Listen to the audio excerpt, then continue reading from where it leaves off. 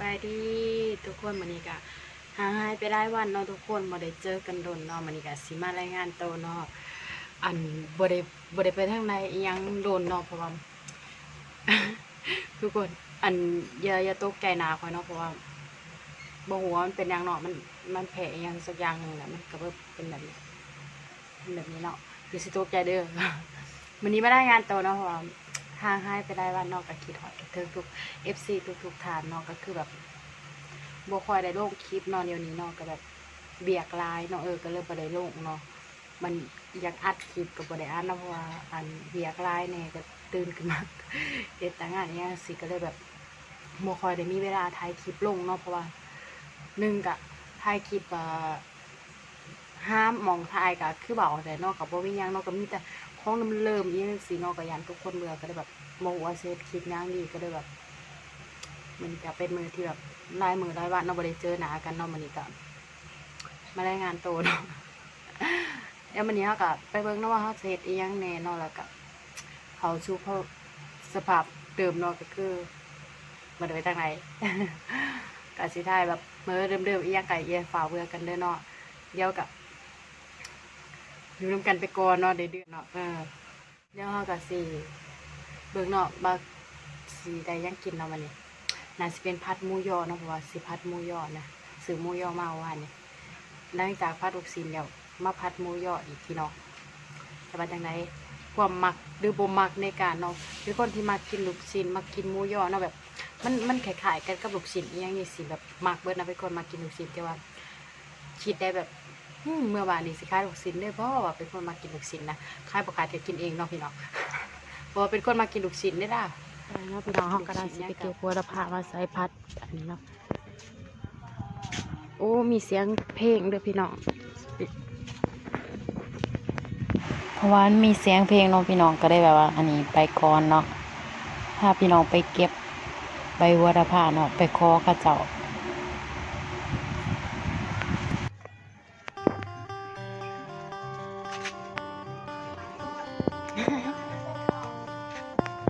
งามเนาะฝนตกใส่เนี่ย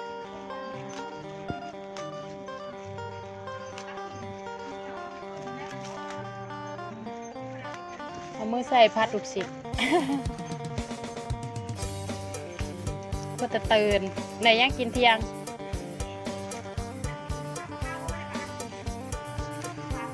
โอ้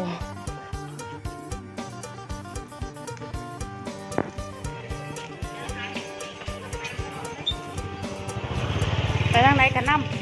ำไปซื้อของซื้อยังกับไรน้ำไปเราใส่มาเราว่าเราพาไปเก็บเอาเราก็ต้องเปลืองเงินเขาก็ต้องไปเก็บเอาว่ามีหยาดเอื่อยน้อยมันก็จะปลูกไว้กันโย่พี่น้องวันนี้เมนูเฮาแกงเส้นเซปารุก ไอ้ดิมาเด้อพี่น้องมากินข้าวเสียงหนักเลยเด้อมีหลายอย่างเลยชุดพิเศษเฮา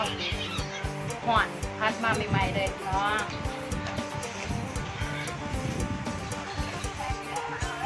ตำมะม่วงตำปลานี่จะเนี่ยแซ่บไอ้ดิมาเด้อพี่น้องไอ้ดิเลยไอ้ดิ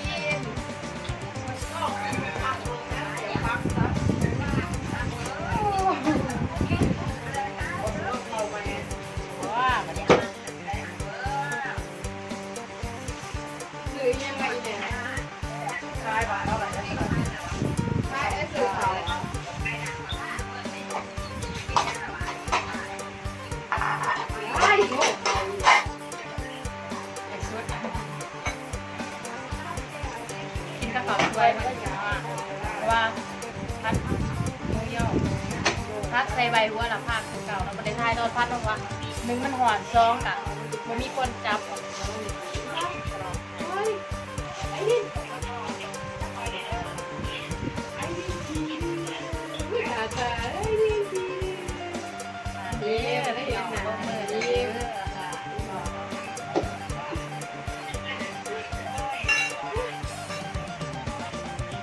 ตู้หน้าเลยตู้หน้าเนี่ยนะซึ่งตลอดเลย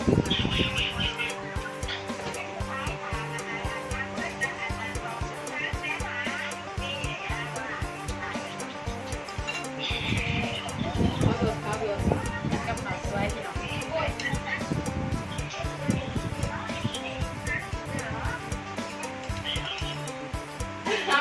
น้ำแรงขึ้นพืชเหรอ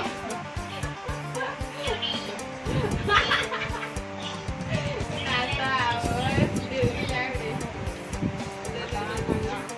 แสบหลาย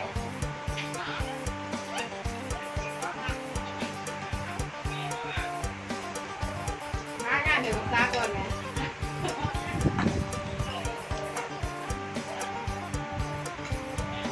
แกงเสร็จเสร็จปลาดุกหลายปีอ่ะไม่เคยได้กินได้เพื่อนได้ยินทำมันอยู่ไหนคือในหม้อเก่าเหรอ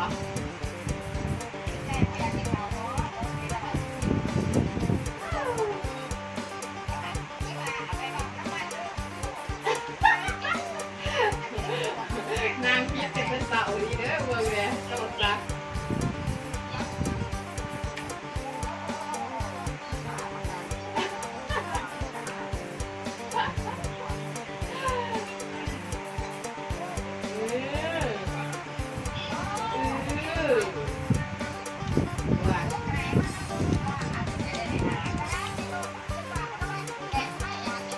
พี่แม่โทรมา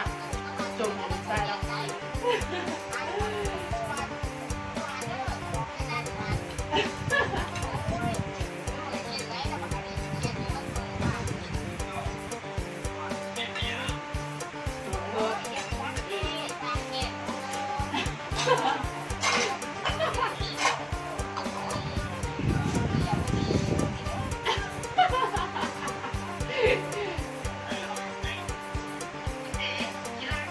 โอ้ยท้ายฟ้องเหรียญฟ้องเหรียญเต็มบ้านอยู่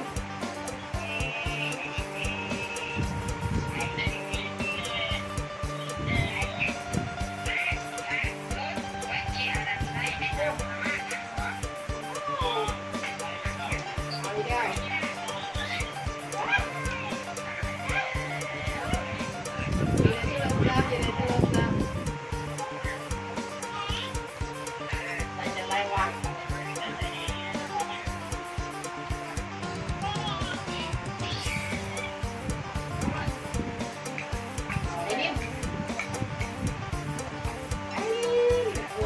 จะเอาโทรศัพท์ดูกันทุกคน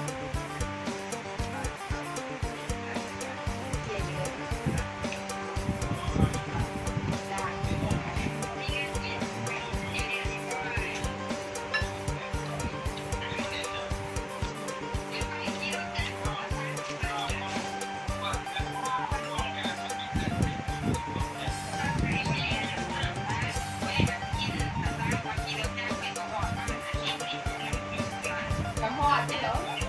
เดี๋ยวหอดไม่หอดนี่แล้วกันเหรอไกลไงสิ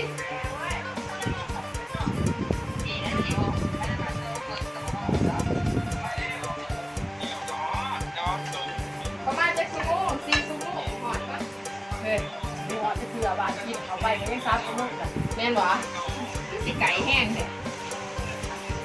ขึ้นรถจะ11 โมงขึ้นรถไป6 โมงเมื่อไหร่บอกไปหอดเพื่อนพี่โซ่กินเขาเลย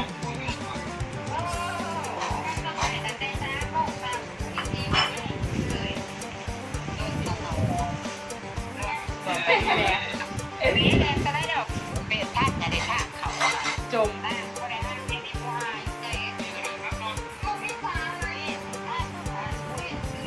อยากอะไรมาได้อินกินหมูกินก็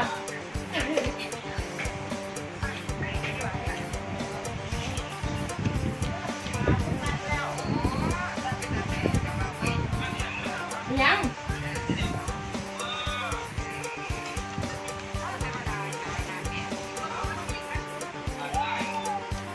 ตัวเนี้ยแบบเนาะนี่แม่แก้เสร็จแล้วแม่กูเชื่อเลยแก้ผู้ที่หมอเลย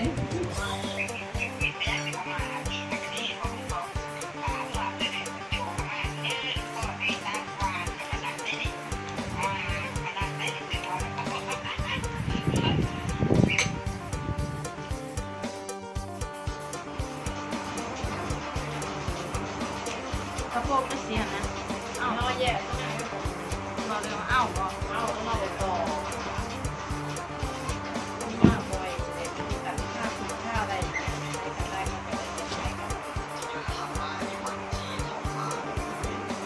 เสื้อนักเรียนอะไรมันเปื้อนแท้แม่ใส่เมื่อวานนี้ไงเลือกอะไรก็ไม่เลือกเลยอันนี้เอาไปไว้ให้อีกคน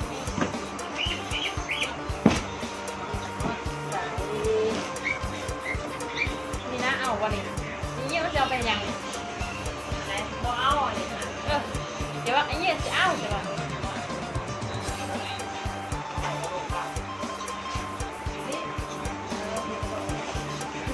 งานใครว่าไว้เวลางานยังไม่ไปนะ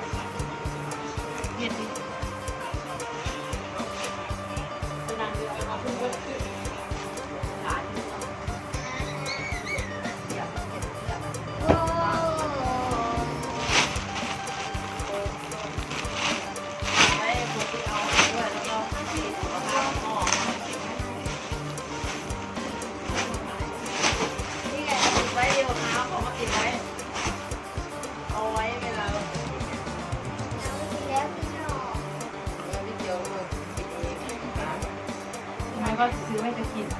ก็อยากก็จะซื้อว่าสัมผัสไปกินวันไหนวันไหนมีเงินเลยนายเพชรกับวันต้องถูกบนแดนนายเพชรไปราชาเต๊ะอะไรอ่ะเต๊ะเต๊ะเสียงดัง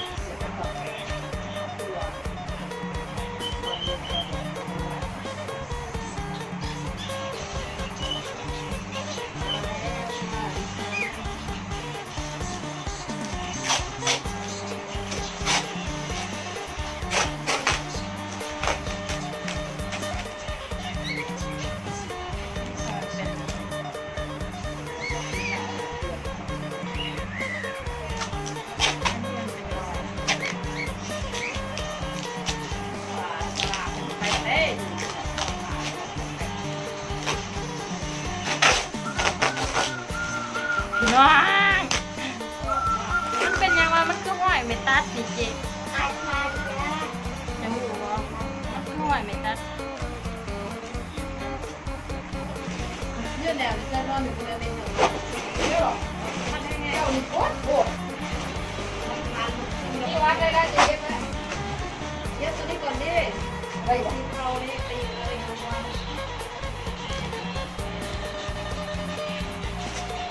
จะตัดภาพลงมาแล้วเนี่ย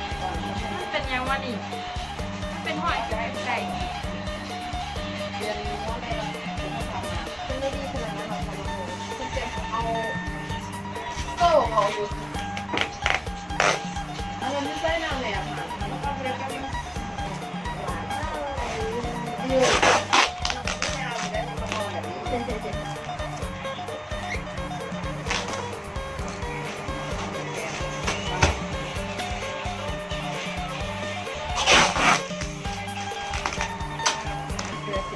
ไปซื้อมาให้เลย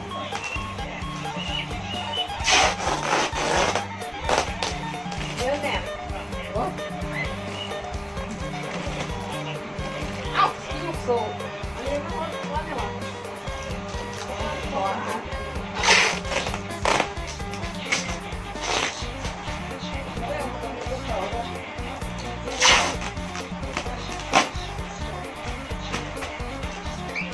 ไม่ค่อยติดเนาะไม่ค่อยติด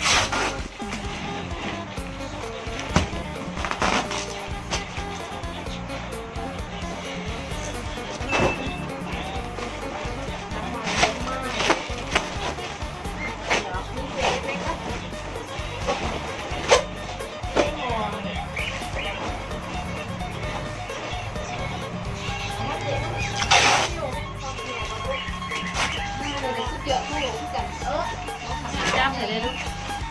จ้าเอาไปผ่านมันมือหนีได้ไหมแล้วแม่ทำก็เดี๋ยวแม่จะไม่เดี๋ยวมันนอนตลอดหรอกว้าวคุณนุ่นยักษ์ตีเลยอ่ะโอ้ยเจ้า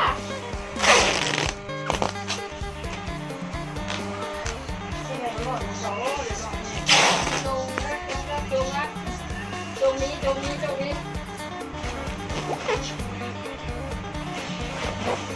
อาเป็นเศษเลย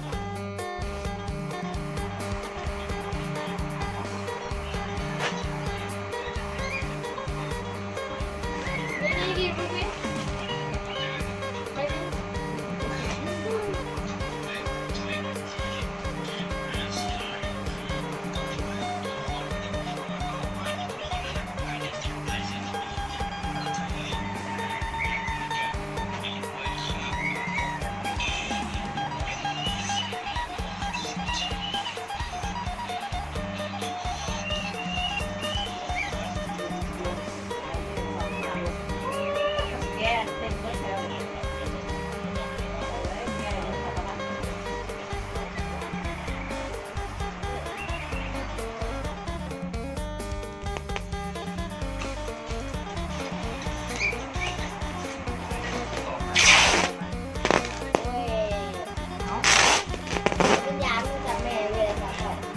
เจลเนี่ยต้องซับแต่โต๊ะ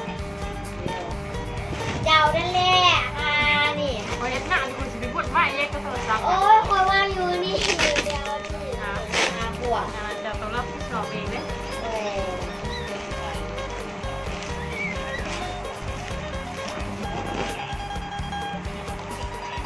ไม่เป็นเกี่ยวดิ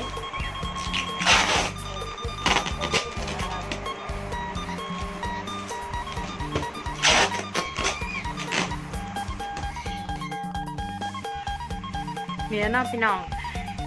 มันนี่กับว่ามียังได้เนาะก็คือแบบเอิญมาไม่ได้งานโตกันไหนเนาะเพราะว่าเป็นแบบว่าไม่ได้เจอกันหลายมือแล้วก็เห็นงานกินเขาเก่าเนาะพี่น้องกระทายนี่น้อยๆเนาะก็อย่าฝ่าเบื่อกันเด้อพี่น้องก็เสียมรับอาจารย์ทุกคนไปแล้วจะได้กันขอบคุณขอบความรักใจขอบใจได้ๆเนาะที่เขามาเป็นกำลังใจให้ชาวลาวเนาะแล้วก็อย่าลืมเนาะก็ยังสิมีคลิปเรื่อยๆอยู่แหละแต่ว่ากับสิโดนเนี่ยก็ส่วนนี้กับงานมันหลายเนาะพี่น้องเนาะต้องขออภัยนำเด้อถ้าบ่ไปได้ลงคลิปเนาะแล้วก็สำหรับพระจักรไปแล้วบ๊ายบาย